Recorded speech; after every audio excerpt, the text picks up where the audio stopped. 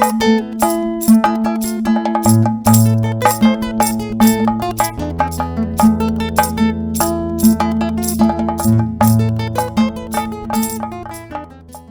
nós vamos fazer o estudo do livro, ou da carta que Lucas escreveu, a carta de Atos, capítulo 21 a 23, ok? Então, como nós estávamos falando, Shaul, ele se despede ali no começo do capítulo 21, da liderança da igreja de Éfeso. Eles estão em Mileto, que é ali perto de Éfeso, e ele se despede daquelas pessoas, daqueles líderes, porque ele quer, e o Espírito já tinha falado para ele, chegar em Jerusalém. Em Atos 24, em Atos 24, capítulo 17, nós vemos ali que Shaul ele tinha a intenção de celebrar a festa de Shavuot e também de fazer ali um voto com outras pessoas. Até para provar para aqueles judeus incrédulos, aqueles que não receberam Yeshua, de que ele não tinha deixado a Torá, como nós vamos ver a seguir. Então ele parte de Mileto em direção a Rhodes. É a segunda cidade que ele chega. Eles chegam de navio ali e ele parte para Rhodes e depois ele vai para troca de navio, ele vai para Pátara. Quando ele troca de navio e eles partem para a cidade fenícia de Tiro, ou Tzov, se eu não me engano. Tiro pertence ali à região de Israel já, né? Ali Shaul ele encontra vários discípulos e ele fica 7 dias ali. Ele recebe recomendações para não ir para Jerusalém. É interessante que em Ptolomaida, que é chamada, ele fica mais um dia em Ptolomaida, perdão, ele fica 7 dias em Tiro, aí ele parte para Ptolomaida, que é a cidade de Aco, que fica em cima de Haifa, hoje em Israel. É uma cidade que existe hoje, mas ela não se chama mais Ptolomaida, mas ela se chama Aco, né? O nome dela foi novamente requerido, nome talvez de acordo com a cultura local. Ptolomaida foi por causa de um general ou de um líder que, se eu não me engano, chamava Ptolomeu.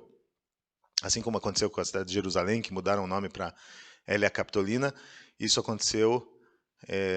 Ptolomaida era uma outra cidade que ganhou esse nome por causa de um general romano.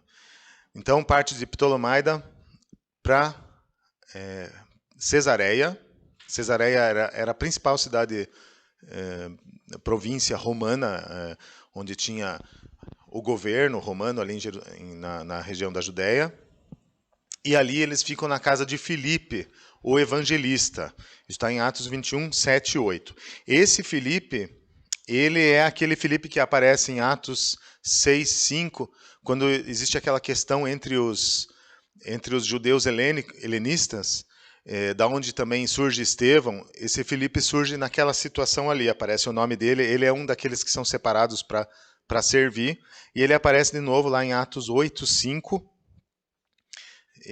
na situação da conversão do eunuco etíope, aí aquele que se batiza, ele pergunta, porventura não posso me batizar naquele rio que está ali? E aí Filipe batiza ele ali, depois ele leva muitos à fé ali na região da Samaria. E esse Filipe ele vai se instalar lá em Cesareia. E em Cesareia, Shaul, ou Paulo, chega e fica na casa de Filipe.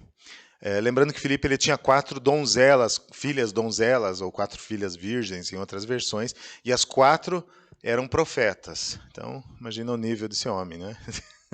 As 4 filhas eram profetisas, né? E quando ele está lá na casa de Filipe, logo depois chega um homem que nós já ouvimos o nome dele, que também era um profeta, que ele se chamava Ágabo. Ágabo tinha, lá em Atos 11, tinha dado a profecia de que Jerusalém passaria por um tempo de fome muito grande no governo do imperador Cláudio. E agora ele vem novamente, o Ágabo chega, e ele era um profeta. E assim ele fala: isso diz o Espírito Santo, assim ligarão os judeus em ele pegou o cinto de Paulo, ali vocês podem ver a imagem, e tinha uma cinta que eles usavam, é uma imagem, não sei se era esse tipo de vestimentas que eles tinham, mas foi a imagem que eu encontrei ali só para ilustrar um pouco. Ele pegou a cinta, né, que fechava a roupa de Shaul. Oi? A túnica, isso, obrigado, Pedro. A túnica de Paulo. E ele pegou essa túnica e amarrou nos seus próprios pés e mãos. E ele fala assim: isso diz o Espírito Santo, assim ligarão os judeus em Jerusalém o homem de quem é esta cinta, e o entregarão nas mãos dos gentios. E aí, aqueles discípulos que estavam ali junto com ele choraram, né, e falaram, e a palavra fala que pelo Espírito eles falaram para ele não ir para Jerusalém. E aí nós ficamos até confusos, mas como que o Espírito fala uma coisa para esses discípulos e o Espírito fala outra coisa para o profeta? Então um tem que estar certo e outro errado, né? Às vezes nós temos essa mente dicotômica, mas as coisas no reino de Deus elas são diferentes e nem sempre 2 mais 2 é 4. Ali o Senhor muitas vezes ele traz verdades para que os homens cheguem a uma decisão correta e consigam atingir a intenção de Deus. Então, Paulo tinha no coração dele que ele ia para Jerusalém porque o Espírito tinha testificado isso para ele, e o Espírito testifica isso para Ágabo, mas ele testifica também para os discípulos o quê? Provavelmente ele testifica que eles iam sofrer, que Paulo ia sofrer muito em Jerusalém. Só que quando o Senhor entrega uma palavra, isso passa pelo crivo do homem, né? Isso passa pela mente do homem e como o homem assimila isso. Então os discípulos naquele momento, a forma que eles assimilaram isso foi falando para ele não ir, mas na verdade o Espírito estava falando para eles somente que Paulo ia sofrer muito lá. E aí eles tomaram uma decisão de falar, não vá, por favor, não vá. Talvez nós nos lembramos da história de Pedro, quando Pedro confronta Yeshua, né? Aliás, Pedro fala para Yeshua, não, você não pode morrer, né? Isso não pode acontecer com você, mas aí Yeshua fala, aparta-te de mim, Satanás. Então, Shaul ele foi muito mais... ele não confrontou aqueles discípulos, ele entendeu a intenção dele, mas ele sabia muito bem para onde ele ia. E aí ele fala assim, obrigado, Rush.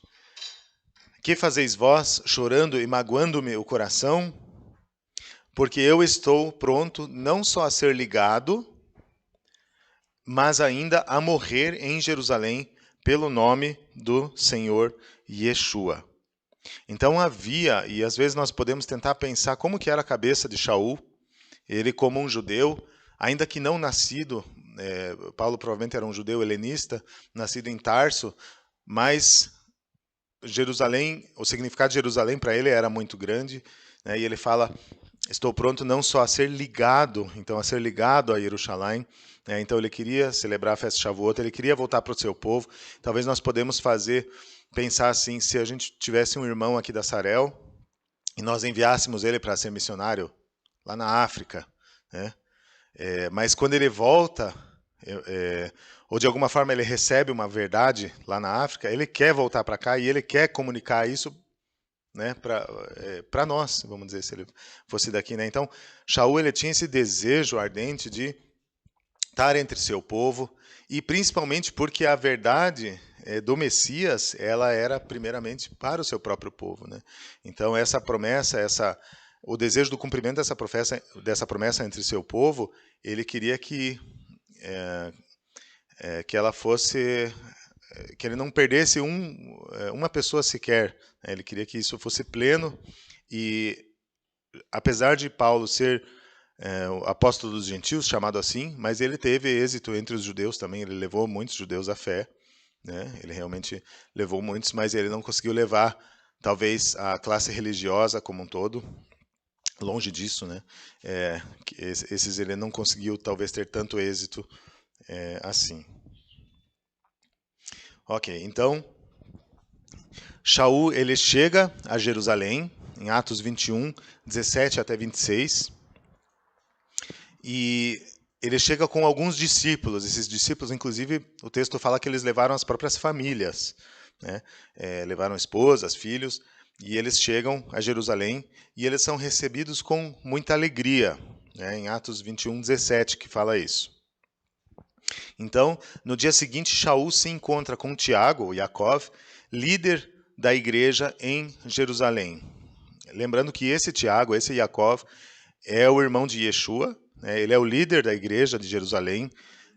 Provavelmente ele ensinava em uma sinagoga local. Nós vemos ali na carta de Tiago, que é atribuída a ele, também fala, né, quando vocês se ajuntarem, né, quando ele está falando assim que que aquelas pessoas elas não deveriam ter em alta conta os ricos, mas os mais humildes. E ele fala, quando ele usa o termo se ajuntarem, usa o termo sinagogai, né? Então ali provavelmente era uma sinagoga. E Tiago, ele tinha muita importância na igreja. Ele se tornou um líder provavelmente porque Pedro estava viajando bastante também, fazendo o papel como um evangelista, e Tiago que ficava mais com os cuidados da igreja. Então ele se tornou um líder proeminente da igreja de Jerusalém. Então Shaul se encontra com Tiago e com os demais presbíteros, ou os demais chamashim ali. Provavelmente Pedro estava ali junto. Shaul conta o que Deus operou por meio de seu ministério entre os gentios. Ouvindo a Shaul, eles deram glória a Deus. E aí eu queria fazer um comentário aqui do David Stern. Eu vou ler, porque existe uma ideia que pode estar errada, que se faz de que como que se Tiago e Pedro portarem mais no ministério da circuncisão, que eles não se alegrassem com a entrada dos gentios na fé. Isso não é verdade, porque eles realmente deram glória a Deus. E o David Stern fala assim: às vezes se faz a tentativa de provar que aqueles de Jerusalém se opunham aos esforços de Shaul para alcançar os gentios com o evangelho. Essas palavras provam que o contrário é verdadeiro. Esses crentes que estavam muito comprometidos com sua judaicidade louvaram a Deus por aquilo que Shaul estava fazendo e dirigiam-se a ele como irmão. Aí fala para comparar com Gálatas 6:10. Então fala que havia realmente uma unidade, e assim como aconteceu em Samaria ali quando Filipe ele está batizando aquelas pessoas, e Pedro e Tiago vêm lá de Jerusalém para ver o que estava acontecendo. Então, porque Jerusalém tem esse papel de centralidade mesmo em relação ao ensino, doutrina. Então eles sempre iam quando o tema era a entrada dos gentios na fé, então sempre havia essa alegria, mas ao mesmo tempo essa preocupação, como que nós vamos fazer? Era uma situação nova, os gentios entrando na fé, porque todos ali eram judeus, e realmente Shaul, ele sempre trazia, ele estava mais mergulhado no ministério da entrada dos gentios, então ele sempre trazia as novidades, e a igreja de Jerusalém julgava todas essas coisas junto com o próprio Paulo e debaixo da autoridade do Espírito, autoridade de Deus. E ali eles deram glória a Deus e relataram o que Deus fazia, deram glória a Deus e relataram a Paulo também. Tiago relata a Paulo o que Deus estava fazendo entre o povo judeu.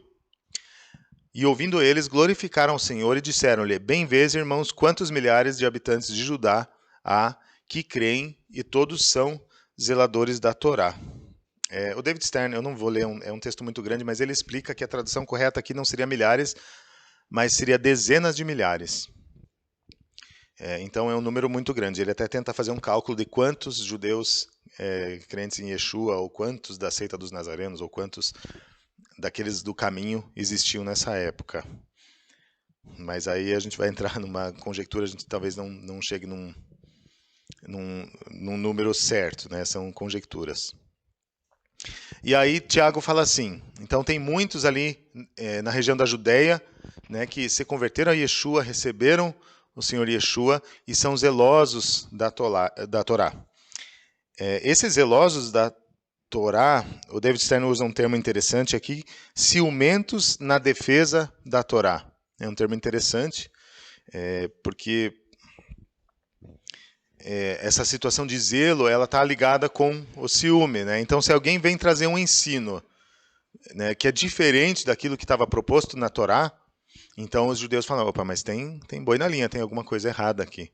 Né? E esses judeus crentes, eles recebiam Yeshua e toda a judaicidade deles fazia então muito mais sentido. Né? E Tiago fala assim, eles ouviram falar a teu respeito e que você está ensinando judeus que vivem entre os gentios a apostatar de Moisés, dizendo-lhes que não realizem mais a circuncisão em seus filhos e não sigam as tradições. Então, Paulo, quando ele está entre os gentios, e ele foi feito, eu acho muito interessante esse termo, nós já falamos dele, que ele foi feito doutor dos gentios, ele usa frases que foram mal interpretadas, e aí nós não ignoramos o trabalho do inimigo, né, do adversário, de fermentar no coração daqueles judeus incrédulos, principalmente fazendo uma imagem de Paulo que não era verdadeira. Eles queriam transformar Shaul ou Paulo em um embusteiro, seria esse o termo? E até no meio cristão muitas vezes você vê essas ideias, mas essas ideias elas são eticamente contra a palavra de Deus,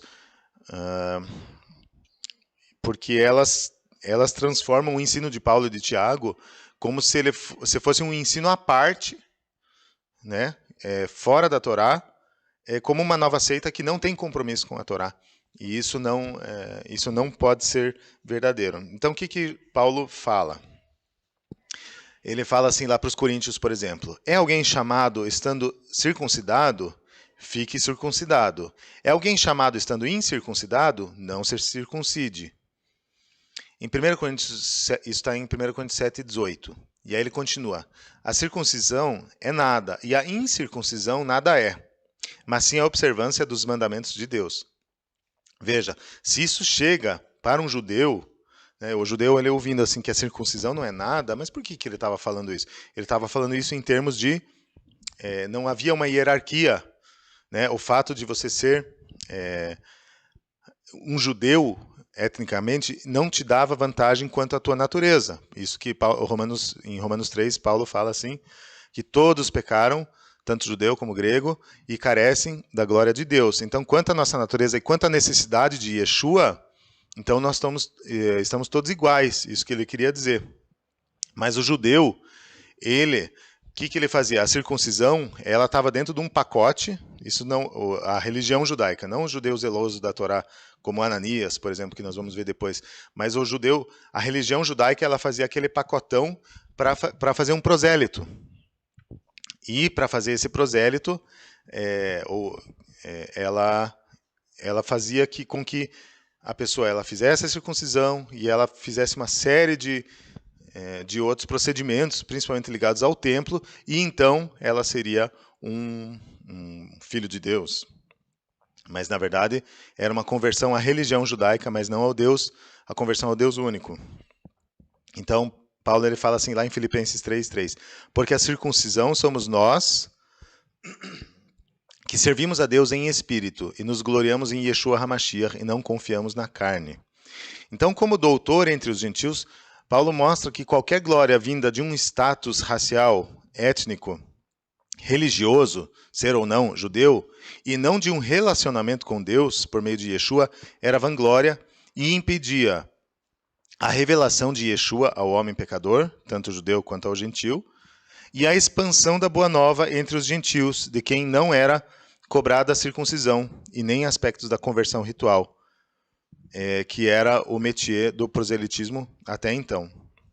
Então, realmente, o judeu, a dificuldade do judeu maior era o quê? Do judeu religioso. Era entender que o gentil estava entrando na fé, mas ele estava entrando na fé não pelo modo do proselitismo, ele estava entrando pela fé no Messias. E o judeu, qual que era o métier normal? Ele tinha que passar pela conversão ritual.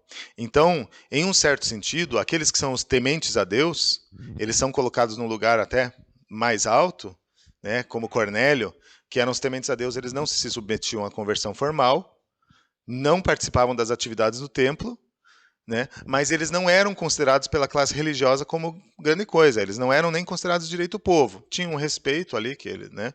Só que agora Shaul ele coloca todos num espaço, num nível de igualdade, né?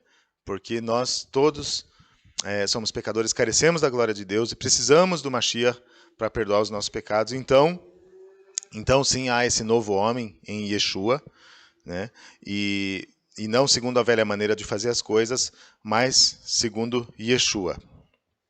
Então Shaul ele é aconselhado a participar de um voto com 4 judeus crentes feito no templo. Esses 4 judeus provavelmente eles eram pobres, porque Shaul fala ali que ele vai levantar um dinheiro, então tinha esse voto envolvia sacrifícios, então tinha animais que tinham que ser comprados, né? E Shaul ele assume a compra desses animais e a compra de tudo aquilo que fosse necessário para fazer esse voto. Esse voto é feito também para que os judeus saibam que não há verdade nos rumores ouvidos a seu respeito. Ao contrário, saberão que você se pauta pela Torá.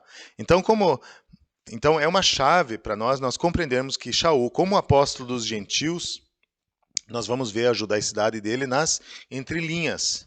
Mas ele está muito... Todas as cartas que nós vemos, carta de Romanos, de Gálatas, de Coríntios, Filipenses, Colossenses, todas as cartas elas são direcionadas para um contingente maior de gentios. Então nós vamos ver Shaul explicando muita coisa para o gentil entender. Mas Paulo nem por isso deixou de ser judeu. E os judeus, aqueles do seu povo, principalmente aqueles que não criam, acharam que ele deixou de ser judeu, que agora ele estava criando uma nova religião que deixava a Torá. Deu para entender mais ou menos um pouquinho? São muitos conflitos e a gente não estava lá nesse tempo, né? Então a gente tenta entender algumas coisas que aconteciam nesse tempo, mas claro que tudo a gente só vai entender um dia quando nós estivermos com o Senhor, e aí nós vamos sentar ali, de repente, conversar com Shaul ou ouvir de Shaul. Ok. Então, Shaul ele faz esse voto de 7 dias, e durante 7 dias ele permanece ali no templo com esses 4 judeus, fazendo sacrifícios, cumprindo esse voto que ele se propôs. Mas no 7º dia, judeus da Ásia alvoroçam o povo, são homens que vieram lá de cima. Nós nunca sabemos se são prosélitos ou se são religiosos, mas são 4 judeus que vieram lá da Ásia, agarram Shaul e gritam: Israelitas, socorro! Este é o homem que por toda parte ensina todos a serem contra o povo, contra a Torá e contra este lugar. Ainda mais, introduziu até gregos no templo e profanou este recinto sagrado. Então, só nenhuma verdade no que eles falaram, mas o povo ali em polvorosa arrasta Shaul para fora do templo e ele é espancado. Aí chega o comandante da força romana com os soldados e enquanto Shaul está sendo espancado ali ele chega e aí o motim cessa e em meio a gritos de mata-o, Shaul é acorrentado a 2 cadeias e levado pelos soldados até ser recolhido a uma fortaleza. Shaul diz ao comandante que ele é judeu, natural de Tarso, Cilícia, uma província romana, e pede permissão para falar ao povo. Então Shaul ele dá o testemunho que está ali em Atos 22, 1 até 21.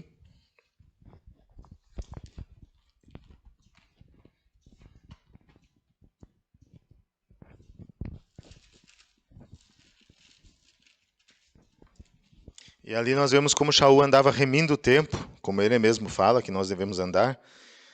E ele aproveita uma situação contrária a ele, mas ele alega que ele é um cidadão romano e o comandante permite que ele fale. Aquele povo queria matar ele, né? E ele dá a palavra a ele, e ali daquela fortaleza ele começa a falar em hebraico. E ele fala assim: Irmãos e pais, ouçam-me enquanto lhes apresento minha defesa. Quando eles ouviram que eles falavam em hebraico, acalmaram-se um pouco mais. Portanto, ele continuou: Sou judeu, nascido em Tarso, da Cilícia, mas fui trazido para essa cidade e instruído aos pés de Gamaliel em todos os detalhes da Torá de nossos antepassados. Era tão zeloso por Deus quanto qualquer de vocês hoje. Persegui até a morte os seguidores deste caminho, tem esse termo, caminho de novo, prendendo homens e mulheres e lançando-os na prisão.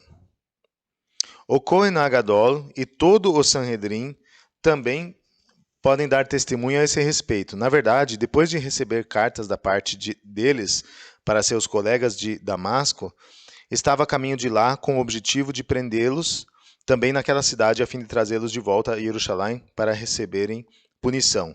Eu estava a caminho e já me aproximava de Damasco por volta do meio-dia quando subitamente uma luz intensa vinda do céu brilhou ao meu redor. Caí no chão, eu ouvi uma voz dizer-me: Shaul, Shaul, por que você insiste em me perseguir? Eu respondi: Quem é, Senhor? E aí ele conta todo aquele relato do encontro dele com Yeshua lá em Damasco. E aí ele continua testemunhando. Eu vou pular aqui para o 17, para a gente ganhar tempo. Ele fala assim: Depois de ter voltado a Jerusalém, eu estava orando no templo, caí em êxtase e vi Yeshua, rápido. Ele me disse: Saia de Jerusalém imediatamente, pois não aceitarão o que você tem a lhes dizer a meu respeito. Eu disse: Senhor, eles sabem que eu ia a todas as sinagogas para prender e açoitar os que confiavam em você. Também quando o sangue de sua testemunha Estevão foi derramado, eu estava ali, de pleno acordo, e cuidava das roupas dos que iriam matá-lo. Mas ele disse: Vá, porque eu o enviarei para bem longe, para os Goim.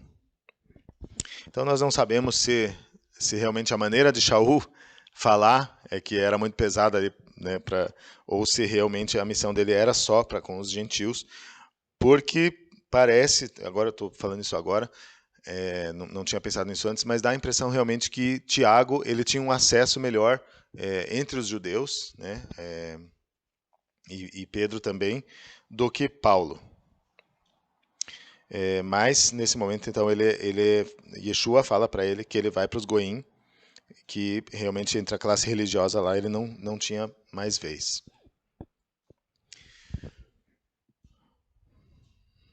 Então, quando ele está falando que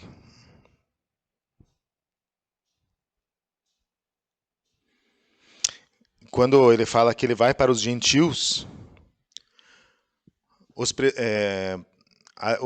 os presentes ali param de ouvir, né, eles ouvem até esse ponto, e essa situação de falar que ele vai para os gentios, então de alguma forma incomoda aquelas pessoas, e aí eles falam assim: tirem este homem da face da terra, ele não merece viver. Então realmente não eram pessoas que andavam com o Senhor, né? Não eram pessoas crentes, não eram zelosos da Torá. Eles eram zelosos da religião, mas não eram pessoas zelosas da Torá, porque elas passaram longe da intenção da Torá. Então Shaul é amarrado para ser açoitado, mas ao saber de sua cidadania, o capitão solta Shaul e ordena que os principais Kohanim e todo o Sanhedrin se reúnam para colocar Shaul diante deles.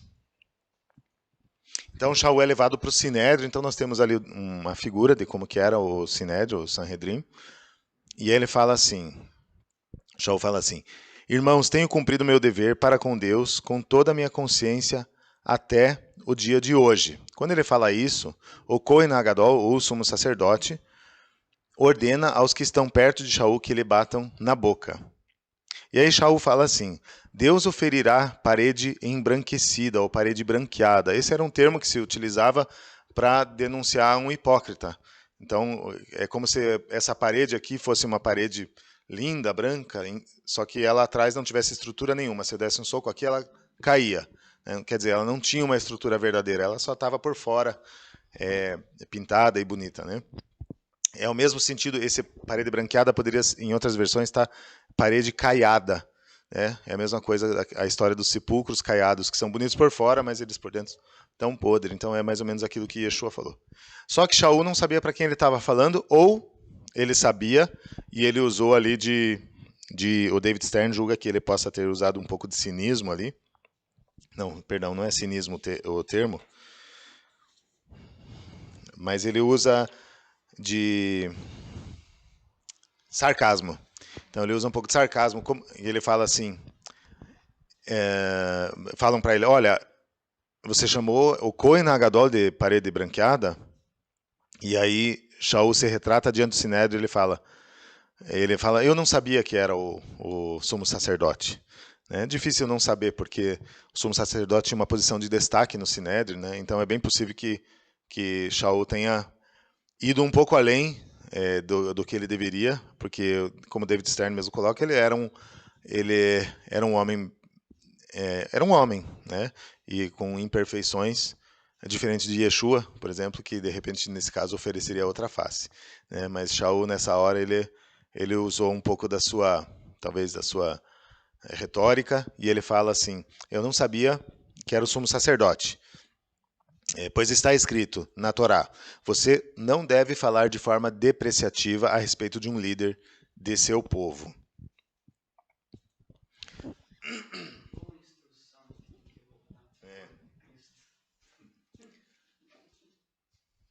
Muitas vezes nós temos que cuidar muito, porque o que nós vemos, às vezes, as pessoas falando de forma pública, denunciando líderes, falando o nome dos líderes, né? E falando... E a rede social, ela impulsiona isso, né? Porque às vezes nós não pensamos no que nós estamos falando e nós estamos ali falando, esse pastor aí é sei lá, é um ladrão ou alguma coisa. Muitas vezes você vê isso e quando a pessoa está falando isso, realmente ela está denunciando o seu interior, né? Porque nós não temos esse direito, ainda mais de dar nome aos bois e de forma pública, né? Então, deve se cuidar muito. Então Shaul continua ali no Sinédrio. Opa, repetiu aqui? Tá. Parte do Sanhedrin ali era composto de saduceus, ou tzadukim, e os demais eram prushim, ou fariseus. E Shaul gritou. E aí você vê realmente que ele estava usando da sua sabedoria, porque a questão não era essa, mas ele gritou: irmãos, eu sou um fariseu, filho de fariseu. Estou sendo julgado por causa da esperança na ressurreição dos mortos. De alguma forma parece que ele queria angariar pelo menos os fariseus ali para ele, porque os saduceus, talvez ele já sabia, né, que eram muito mais, não, eles eram em geral corrompidos, né, e corromperam o templo, inclusive eram muito ligados ao governo, né, e tinha essa relação com o governo romano que muitas vezes era espúria. E ali ele se coloca como fariseu, e ele fala, eu estou sendo julgado por causa da esperança na ressurreição dos mortos. Não era só isso, mas ele se aproveitou disso. E aí realmente alguns fariseus tomam partido do lado dele, do lado de Shaul, e ele fala, não encontramos nada de errado neste homem. E se um espírito ou anjo falou-lhe, o que há de errado nisso? Então eles foram muito mais ponderados. Mas aí houve uma grande discussão, uma grande dissensão.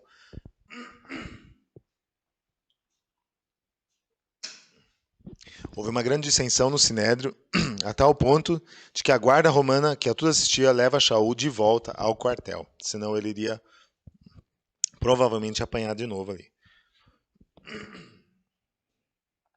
Lembrando que a guarda estava assistindo tudo isso, né? Então, Yeshua aparece a Shaul em Atos 23:11, na noite seguinte, e ele fala assim: tenha coragem, assim como você acabou de testemunhar fielmente a meu respeito em Jerusalém, deverá testemunhar também em Roma.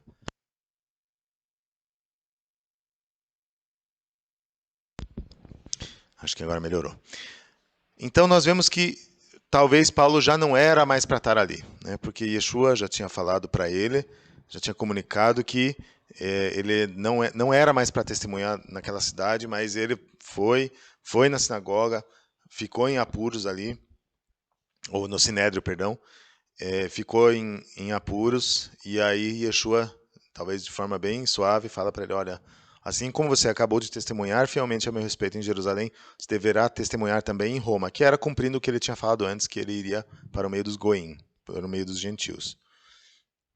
E aí acontece eu coloquei ali greve de fome, mas são alguns habitantes de Judá, de Yehudá, 40 homens, eles tramam e fazem um juramento, quase que um voto, de não comerem, não beberem até matarem a Shaul. A ideia era persuadir o comandante romano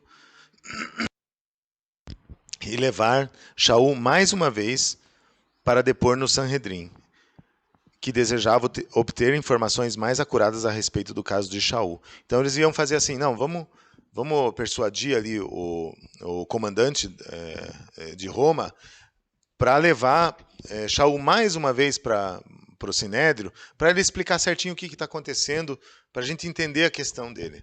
Né? E aí no caminho, nós pegamos, quando ele estiver indo da prisão, ali do quartel, para o Sinédrio, nós matamos ele. Então, o sobrinho de Shaul, talvez muitos não sabiam, mas ele tem um sobrinho que era filho da irmã dele. Esse sobrinho vai ao quartel e avisa a Paulo, a Shaul, da conspiração. Então, Shaul consegue fazer o seu sobrinho levar essas informações ao comandante e ele fala assim, não se deixe levar por essa conversa, porque mais de 40 homens estão à espera dele. Né? Então, o sobrinho já avisa o comandante, ele consegue acesso ao comandante e fala, olha, para o comandante saber, se alguém vier falar que querem ouvir a Shaul de novo, querem ouvir meu tio de novo lá no Sinédrio, saiba que eles estão tramando a morte dele. Então, ouvindo isso, o comandante prepara 200 soldados de infantaria, 70 cavaleiros e 200 lanceiros para levar Paulo, Shaul, para estar diante de Félix em Cesareia. Então, Cesareia é a cidade marítima, Cesareia Marítima, né, que era chamado, e que fica ali perto de Jerusalém, para que ele fosse para diante de Félix. E aí nós terminamos o capítulo 23. E no capítulo 24, próximo mês, nós veremos o encontro dele com Félix. O encontro de Paulo com Félix. E aí, Paulo, se eu não me engano, é a última vez que ele passa por Jerusalém. Ok?